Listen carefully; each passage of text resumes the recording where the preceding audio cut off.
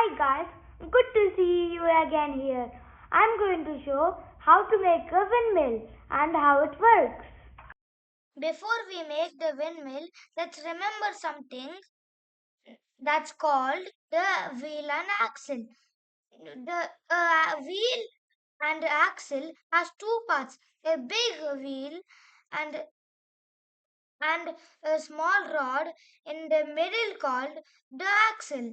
When we turn the wheel, the axle also turns. It helps us to do work more easily. We can see a wheel and the axle in many things, like a doorknob, a toy car, or even a rolling pin. And guess what? A windmill works the same way. When the blades turn, the rod inside turns.